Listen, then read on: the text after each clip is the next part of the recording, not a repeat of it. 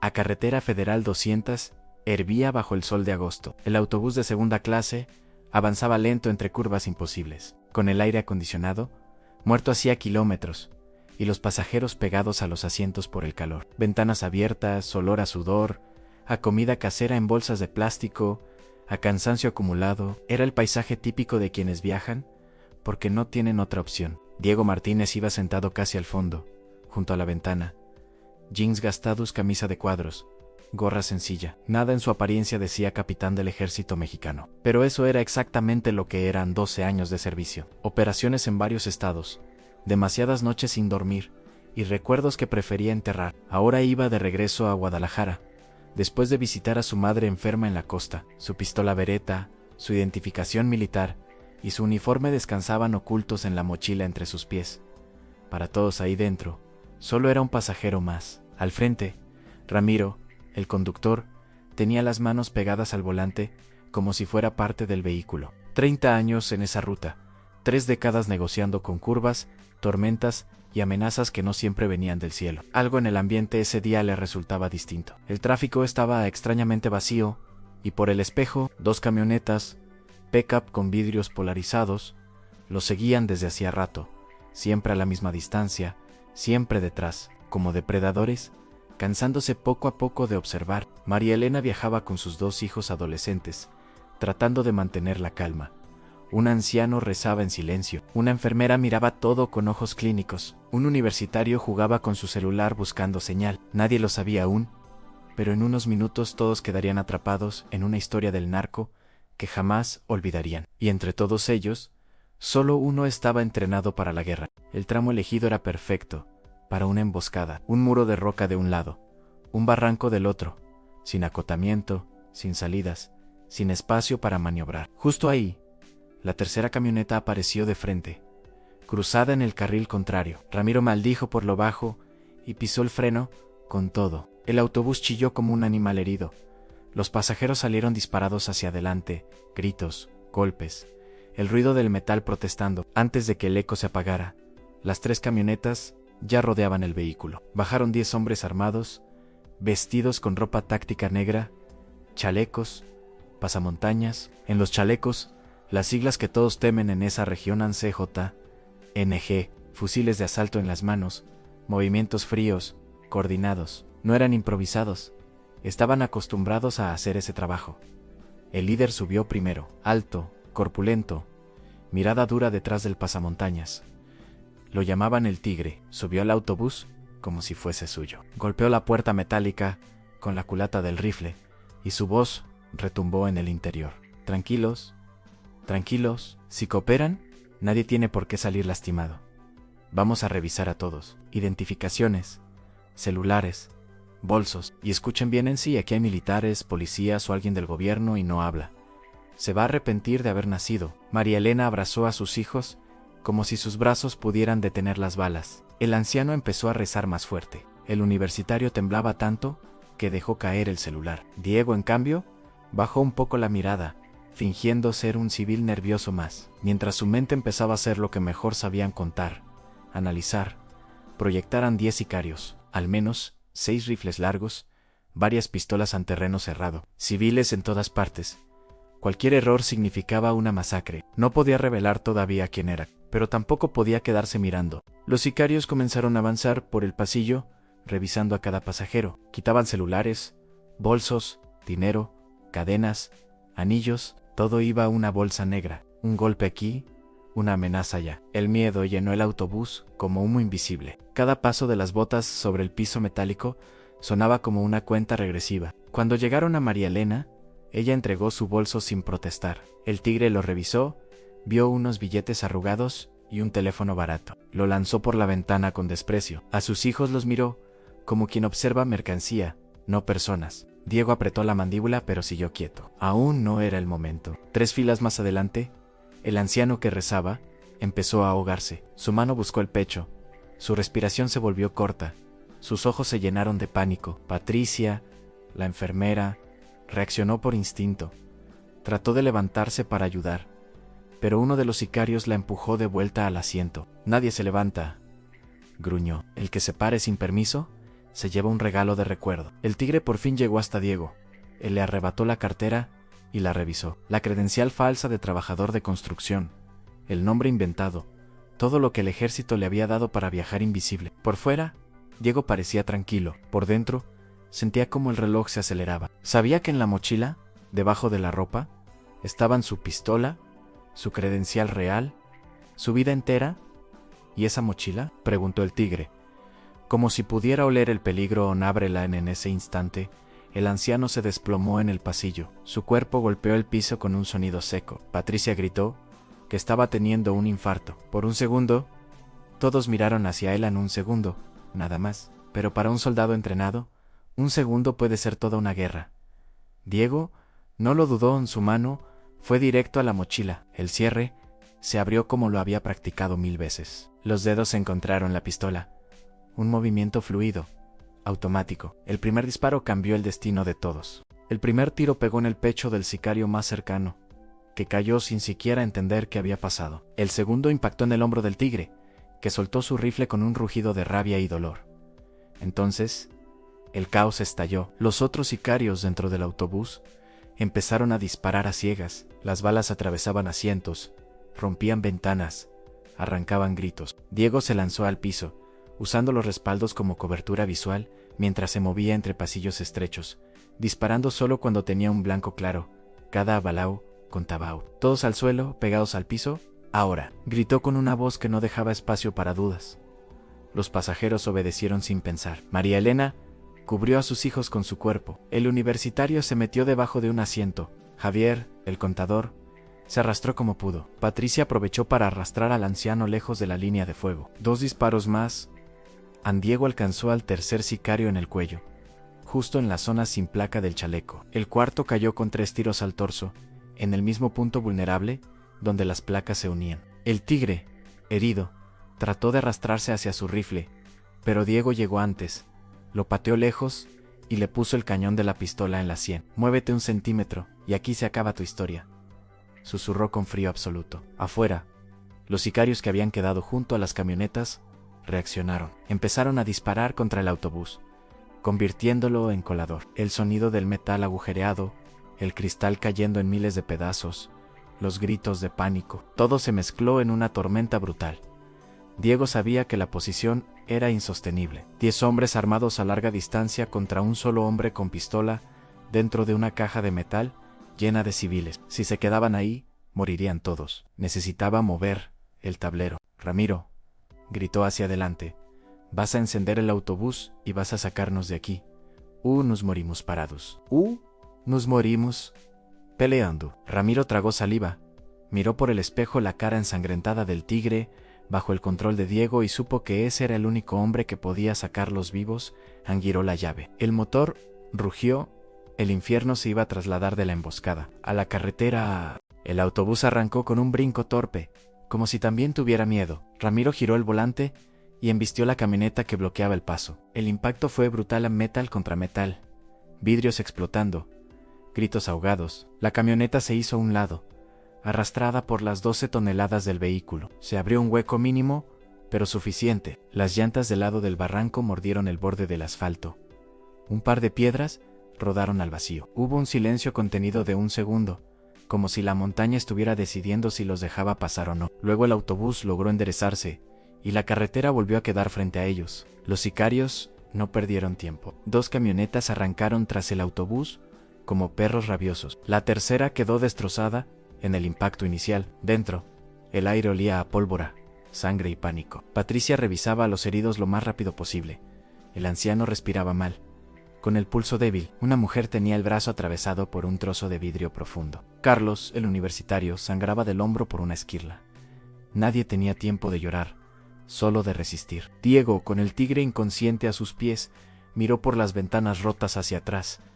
Las camionetas venían ganando terreno. Sabía que, a esa velocidad, acababan de cambiar un tiroteo encerrado por una persecución letal. «¿Cuánto falta para el retén militar más cercano?», preguntó, moviéndose agachado hacia la cabina. «Unos 50 kilómetros hasta Autlán», respondió Ramiro, sin despegar la vista del camino. «No hay atajos en solo esta carretera». 50 kilómetros. Con 2 camionetas de CNG detrás, con heridos a bordo y con un autobús viejo a punto de desarmarse. Las matemáticas no estaban a su favor. ¿Alguien escondió su teléfono?, preguntó Diego, alzando la voz. Por un momento, solo hubo silencio. Entonces, una mano pequeña se levantó. Era Sofía, la hija de María Elena. Lo metí en mi zapato cuando los tipos empezaron a revisar, dijo, con la voz temblorosa. La niña desamarró la zapatilla y sacó un celular delgado, sudado y milagroso. Diego lo tomó, vio una barra de señal débil, pero suficiente. Marcó el número que todo capitán lleva grabado en la memoria. En esa carretera ahora había algo más que miedo y fuego cruzado. Había esperanza. Centro y Comando, región occidente, respondió una voz seria al otro lado de la línea. Identifíquese. Capitán Diego Martínez, matrícula 47. Soltó sus datos de memoria. Sin titubeo. Estoy en la Federal 200, unos 40 kilómetros antes de Autlán, en un autobús civil bajo ataque del CJ-NG, 22 civiles a bordo, 2 en condición crítica. Requiero apoyo aéreo y terrestre inmediato. Silencio en teclados, sonando en RESP, ROS contenidos. Capitán, confirmamos su identidad. 2 Black Hawk salen de inmediato de Guadalajara. Convoy terrestre desde Autlán. Tiempo estimado de llegada de helicópteros en 18 minutos. En un combate real, 18 minutos pueden ser toda una vida o el final de muchas. Detrás, las camionetas seguían disparando, ráfagas dirigidas a las llantas, a la parte baja del autobús. Si lograban reventar una, quedarían inmóviles. Entonces, no habría helicóptero que alcanzara a llegar a tiempo.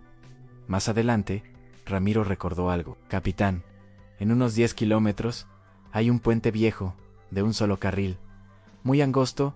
En los carros chicos sufren ahí, los grandes más. Diego sonrió por primera vez en todo el ataque. No era una sonrisa de alivio, sino de alguien que por fin ve una jugada abierta en un tablero casi perdido. Perfecto. Vas a cruzarlo a toda velocidad. Cuando estemos del otro lado bajas un poco para que crean que el motor no da más.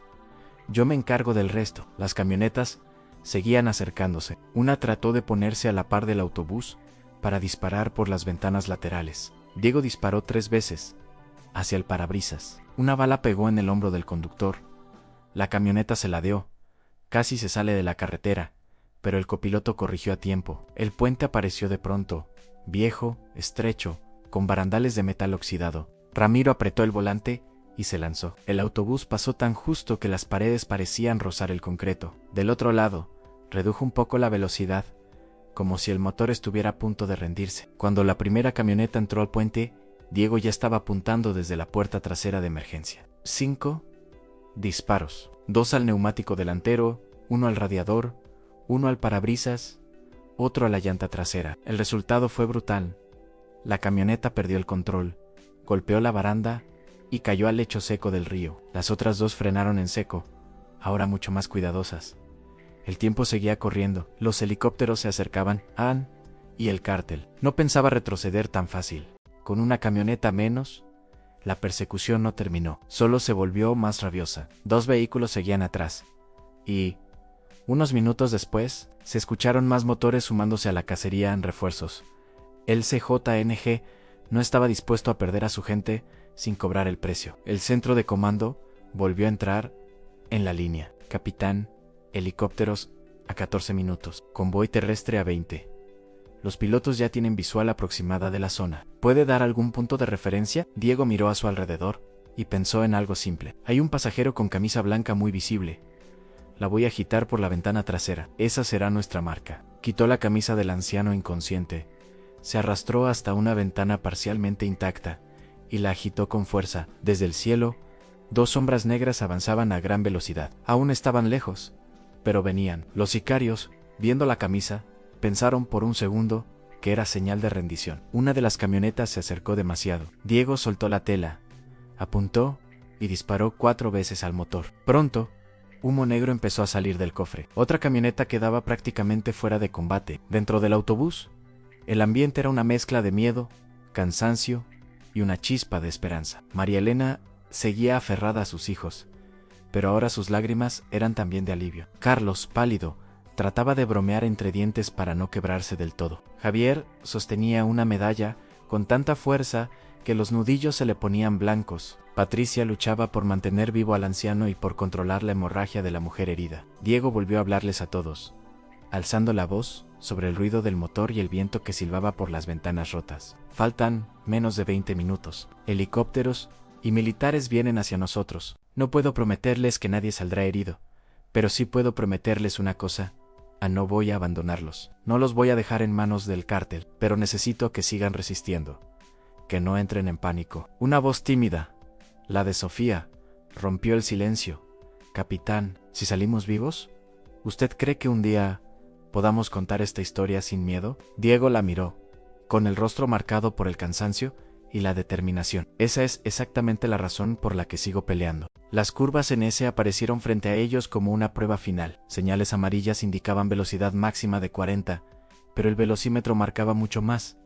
Ramiro sabía que, si frenaba como decía el letrero, los sicarios los alcanzarían. Si tomaba las curvas como quería Diego, podían volcarse. No había opción perfecta, solo la más valiente. Confía en tus 30 años manejando esta ruta, le dijo el capitán. Esta vez no solo llevas pasajeros, llevas 22 vidas colgando de tus manos. Ramiro atacó la primera curva. Usó todo el ancho de la carretera, invadiendo el otro carril. El autobús se inclinó de manera peligrosa. Adentro, algunos sintieron que el mundo se ponía de lado. Gritos, rezos, dientes apretados. Pero el vehículo aguantó. Luego vino la segunda curva, en sentido contrario, tan cerrada que parecía dibujada con mala intención. El conductor la tomó con igual precisión. Al salir, el autobús seguía entero, y las camionetas perdedoras habían quedado más lejos. El teléfono sonó otra vez. Capitán, helicópteros, a 7 minutos. Tienen autorización para actuar contra objetivos hostiles en cuanto tengan tiro limpio. Diego por primera vez sintió que la muerte ya no iba sentada sobre su hombro, sino unos metros más atrás. Todavía cerca, pero no encima. Miró a los pasajeros, el anciano aferrado a la vida gracias a Patricia, la mujer herida aguantando el dolor en silencio, María Elena y sus hijos abrazados como si fueran una sola persona, Sofía, con el rostro lleno de lágrimas, pero con la mirada firme. Y ahí, en ese punto donde las emociones estaban a flor de piel, es donde tu historia necesita hablarle directo al corazón del espectador. Si estás escuchando esta historia y piensas que nadie debería vivir algo así, por culpa del crimen organizado, este es tu momento para apoyarnos. Suscríbete a Los Secretos del Cártel, deja tu like y cuéntanos en los comentarios desde qué país nos estás viendo. Tu interacción hace que estas historias lleguen más lejos y que nadie olvide lo que pasa en estas carreteras. La persecución aún no había terminado. Las sombras del cártel seguían detrás, pero ahora, por primera vez, no estaban solos. Los Black Hawk aparecieron por fin sobre el horizonte como dos depredadores de acero. El ruido de sus rotores llenó el aire, bajando de tono hasta hacerse ensordecedor. Uno se colocó delante del autobús, marcando el camino. El otro se quedó atrás, fijando su mirada sobre las camionetas del CJNG, que aún quedaban. Halcón 1 a Capitán Martínez. Tenemos visual completa. Confirman vehículos blancos y grises en persecución. Hostiles. Confirmado, respondió Diego a todos armados. Civiles solo dentro del autobús. La respuesta fue un rugido de metal. Las minigun comenzaron a escupir fuego sobre las camionetas. No hubo película, ni diálogo, ni heroísmo del lado del cártel. Solo segundos de destrucción controlada. Vehículos destrozados, motores reventados, puertas arrancadas, rifles cayendo al asfalto. El ataque fue tan rápido que algunos pasajeros ni siquiera alcanzaron a procesar lo que estaban viendo. En cuestión de momentos, la persecución había terminado. El convoy terrestre apareció poco después. Vehículos blindados, soldados descendiendo con armas listas, paramédicos corriendo hacia el autobús. Levantaron primero al anciano, luego a la mujer del brazo herido, después a los demás. La gente bajaba tambaleándose, llorando, abrazándose sin conocerse. El coronel al mando se acercó a Diego, que apenas se sostenía en pie por el cansancio y una herida en el brazo que recién ahora ardía de verdad. Capitán, lo que hizo hoy no fue un simple cumplimiento del deber, fue una línea directa entre la vida y la muerte para 22 personas. El CJNG no contaba con que en ese autobús iba a bordo un soldado, y mucho menos uno dispuesto a jugarse todo por gente que ni siquiera conocía. Las cámaras de los soldados, las miradas de los sobrevivientes, todo estaba allí, grabando sin querer una lección a veces un solo hombre cambia la estadística, pero el cártel también estaba mirando, y en su mundo, una humillación así jamás quedaba sin respuesta. En algún lugar, muy lejos de esa carretera, alguien ya estaba preguntando un nombre a Diego Martínez. El operativo se volvió noticia nacional. Los medios hablaron del soldado anónimo que había enfrentado él solo a una célula del CJNG para salvar a 22 pasajeros. Lo entrevistaron brevemente, pero su rostro apenas apareció de espaldas. La Mayo, ría de los detalles, se mantuvieron clasificados. Lo que no se pudo ocultar fue el orgullo de los sobrevivientes. María Elena volvió a Guadalajara y nunca olvidó el nombre de Diego Roberto, su hijo.